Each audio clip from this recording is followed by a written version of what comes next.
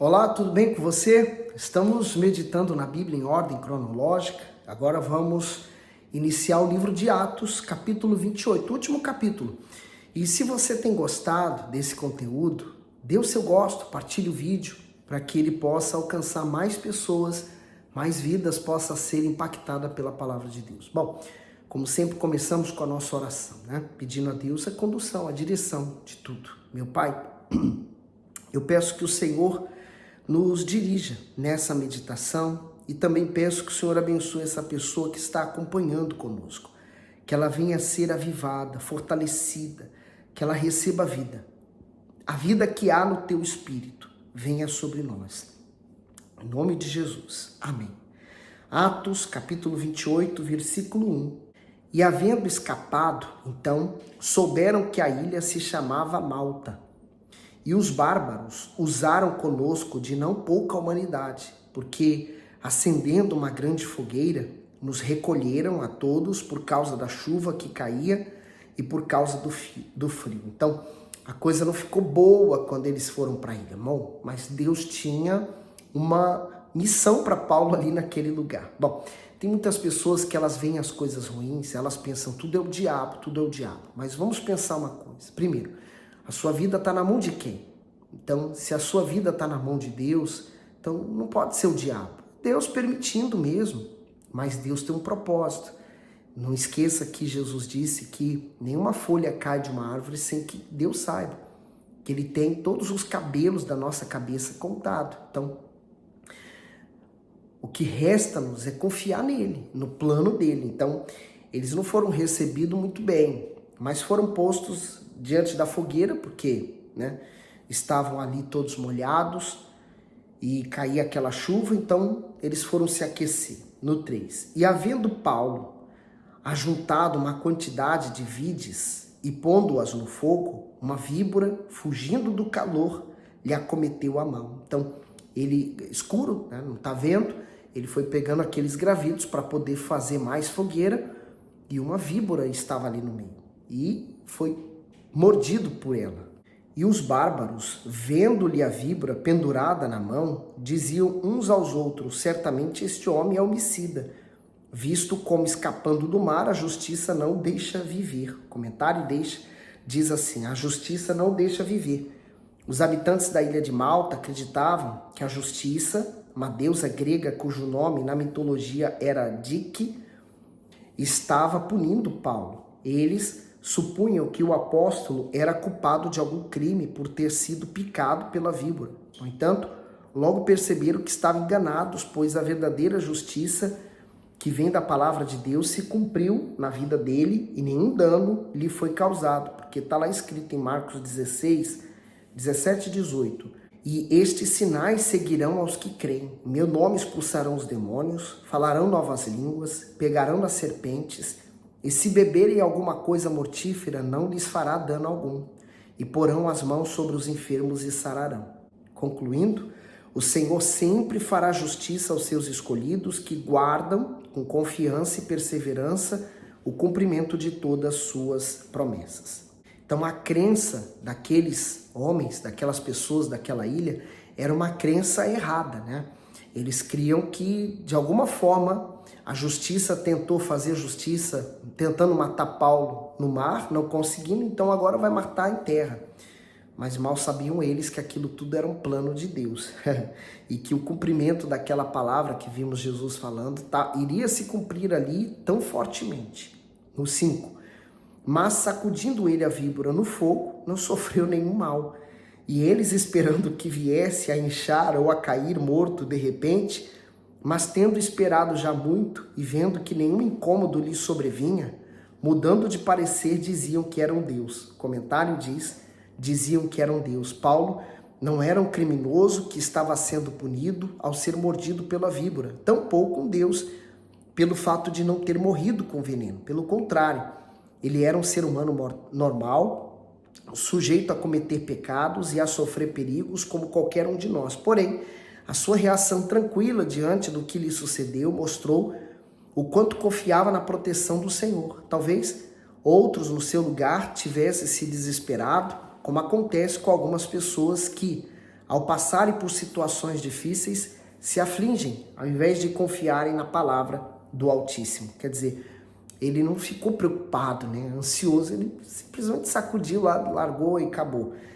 E eles então vendo, né, ele estava dando testemunho de Jesus naquela hora, sem falar uma palavra, né, mas pelas atitudes dele, no 7. E ali, próximo daquele lugar, havia umas herdades que pertenciam ao principal da ilha, por nome Públio, o qual nos recebeu e hospedou benignamente por 3 dias. Então, a situação se reverteu. Agora, Paulo, que estava sendo justiçado, né, pela morte, teria que morrer porque a cobra o mordeu, mas ele ficou firme. Agora ele é um Deus. E foi hospedado na casa do principal, quer dizer, agora Paulo está tendo a oportunidade de falar do seu Deus a mais pessoas. No 8, e aconteceu estar de cama, enfermo de febre e disenteria, o pai de Públio, que Paulo foi ver, e havendo orado, pôs as mãos sobre ele e o curou. Feito, pois, isto, vieram também ter com ele os demais que na ilha tinham enfermidades e sararam. O comentário diz assim: pôs as mãos sobre ele e o curou. O apóstolo Paulo praticava exatamente o que ensinava sobre nunca se cansar de fazer o bem. Ele fez questão de curar o pai daquele que o hospedara em sua casa e também os demais enfermos que vieram ao seu encontro, mesmo não tendo se recuperado perfeitamente do acidente no mar. Isso mostra a excelência do ministério e do caráter de um homem de Deus. Ele prioriza a vontade divina e por isso se coloca sempre no lugar do sofrido, independentemente se ele próprio está sofrendo ou não. Então, mais uma vez, a prova de que aquela palavra, né, que Jesus deu estava se cumprindo. Colocar as mãos nos enfermos e eles serão curados. Muito bom, muito bom. 10. Os quais nos distinguiram também com muitas honras e, havendo de navegar, nos proveram das coisas necessárias. E 3 meses depois partimos num navio de Alexandria que invernara na ilha, o qual tinha por insígnia Castor de Polux. E chegando a Siracusa, ficamos ali 3 dias, de onde indo costeando viemos a Régio, e soprando um dia depois um vento do sul, chegamos no 2º dia a Puteoli, onde, achando alguns irmãos, nos rogaram que por 7 dias ficássemos com eles, e depois nos dirigimos a Roma. E de lá, ouvindo os irmãos novas de nós, nos saíram ao encontro à praça de Ápio e as 3 vendas. E Paulo, vendo-os, deu graças a Deus e tomou ânimo. E logo que chegamos a Roma, o centurião entregou os presos ao capitão da guarda, mas a Paulo se lhe permitiu morar por conta própria com o soldado que o guardava. O comentário diz morar por conta própria. Logo que os presos chegaram a Roma, Paulo recebeu a permissão de morar por conta própria, desde que ficasse sob constante vigilância de um soldado, o qual deveria apresentá-lo à justiça romana no momento devido. Ele não ficou preso em uma cadeia, mas em uma casa, tendo a sua liberdade vigiada até o dia do seu julgamento. Que interessante, né? Esse mesmo capitão aqui, né, esse soldado aqui, foi o mesmo que acompanhou ele a viagem inteira. Sinal que ele foi impactado, né, pelos testemunhos que ele viu, pelas coisas que ele presenciou. 17.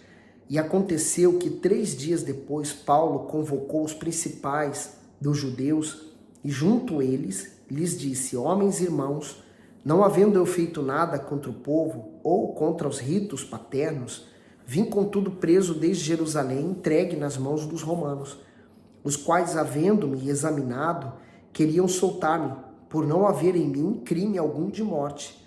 Mas, opondo-se os judeus, foi-me forçoso apelar para César, não tendo, contudo, de que acusar a minha nação. Por essa causa vos chamei para vos ver e falar, porque pela esperança de Israel estou com essa cadeia. Então eles lhe disseram: nós não recebemos acerca de ti carta alguma da Judéia, nem veio aqui algum dos irmãos que nos anunciasse ou dissesse de ti mal algum. No entanto, bem quiséramos ouvir de ti o que sentes, porque quanto a esta seita, notório nos é que em toda parte se fala contra ela. Então, quer dizer, primeira evidência boa, né, é que eles não receberam nenhuma notícia má a respeito de Paulo. Então, eles tinham os olhos limpos em relação a Paulo. O que eles eram contra, ou eles tinham algo contra, eram os cristãos, né? Como ele fala, que em toda parte se fala contra ela, fala contra os cristãos.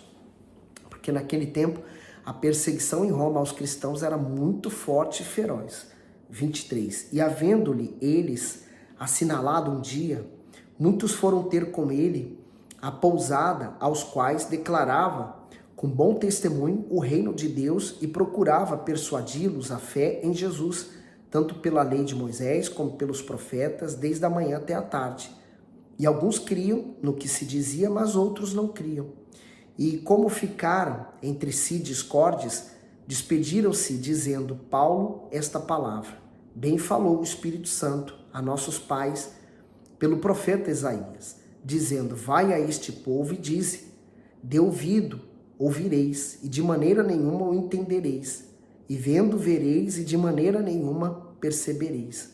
Porquanto o coração deste povo está endurecido, e com os ouvidos ouviram pesadamente, e fecharam os olhos, para que com os olhos vejam, nem com os ouvidos ouçam, nem do coração entendam, e se convertam, e eu os cure. Olha que forte, né?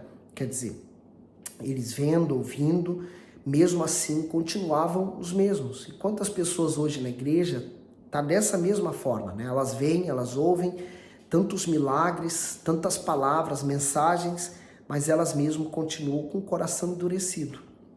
28. Seja-vos, pois, notório que esta salvação de Deus é enviada aos gentios, e eles a ouvirão. E havendo ele dito essas palavras, partiram os judeus, tendo entre si grande contenda. E Paulo ficou 2 anos inteiros na sua própria habitação que alugara e recebia todos quantos vinham vê-lo. Comentário do 30. Paulo ficou 2 anos em prisão domiciliar, onde recebia e pregava a todos que o procuravam. Nesse período teria escrito as epístolas aos Efésios, aos Filipenses, aos Colossenses e a Filemão. Após esse tempo ele foi solto e assim continuou o seu ministério. Como desejava ir à Espanha, é provável que nesse período tenha levado o evangelho aos espanhóis também.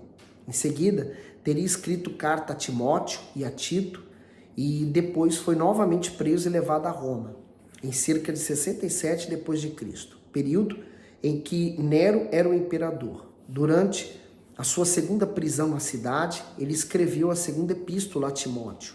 Após isso, como não recebeu nova absolvição, morreu decapitado.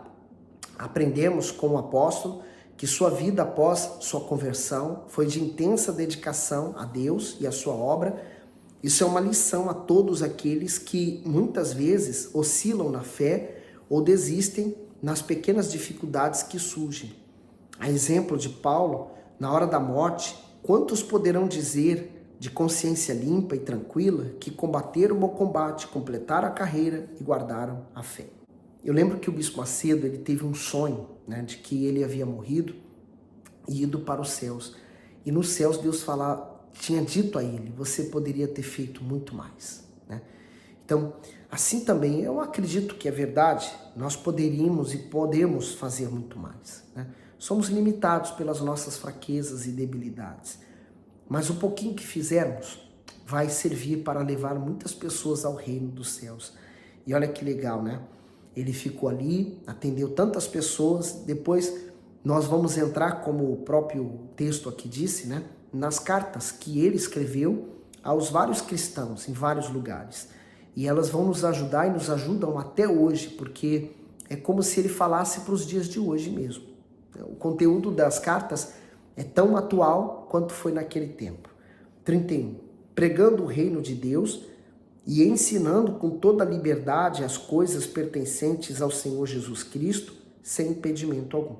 Comentário final, pregando o reino de Deus. Lucas termina o livro de Atos de maneira repentina, deixando a impressão de que faltam relatos ou pelo menos uma conclusão mais padronizada, como a dos demais livros, que terminam com palavras de despedida. Contudo, isso não pode ser considerado uma falha no texto, e sim que o Espírito Santo, ao conduzir toda a narrativa, deixou para nós o exemplo de como os servos de Deus devem proceder, uma vez que ele continua em ação, agindo em nós e por meio de nós, como instrumento da sua vontade. Devemos fazer o que fizeram os primeiros cristãos, nos tornando assim o seu referencial neste mundo.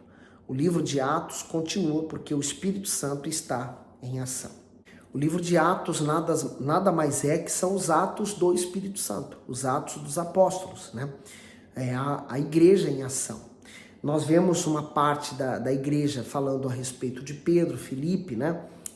De João, mas depois eles somem e dá espaço apenas a Paulo, porque aquele que seguiu a Paulo, que foi Lucas, e o suposto autor de Atos é Lucas, então ele seguiu a Paulo, então ele não tinha como escrever o que estava acontecendo na igreja em Jerusalém, em outros lugares, porque ele seguiu a Paulo. Então ele podia narrar o que ele via, o que estava acontecendo e o que Paulo pedia para que ele escrevesse, dali em diante. Então o livro de Atos realmente ele é como se não tivesse o fim, mas ele continua sendo escrito hoje, né? Por mim, por você, por todos nós. Então o livro de Atos, os atos do Espírito Santo, eles continuam se manifestando. Basta você deixar que o Espírito Santo venha guiar e orientar você, sabe? O Espírito Santo quer usar você, tanto quanto usou o apóstolo Paulo, tanto quanto ele usa hoje os seus servos. Ele quer usar a sua vida, ele quer guiar você. E o maior exemplo disso é quando nós temos um encontro com ele. Esse encontro nos motiva tanto, nos fortalece tanto, que nos faz e nos motiva a querer que outras pessoas tenham mesmo. É isso que me motiva a estar aqui gravando os vídeos, fazendo essa meditação, para tentar ajudar mais e mais pessoas. Pessoas que às vezes elas não conseguem ler a Bíblia ou não conseguem ler, não sabem ler, mas eu estou aqui para ajudá-los. E tenho certeza que o Espírito Santo ele vai guiar esse trabalho para onde ele quiser, né? Porque uma vez esse trabalho na rede, ele pode alcançar quem ele quiser. Que Deus continue abençoando você e iluminando sua vida. Até o próximo vídeo. Nós vamos entrar agora nas cartas que o apóstolo Paulo escreveu às várias igrejas. Fica bem.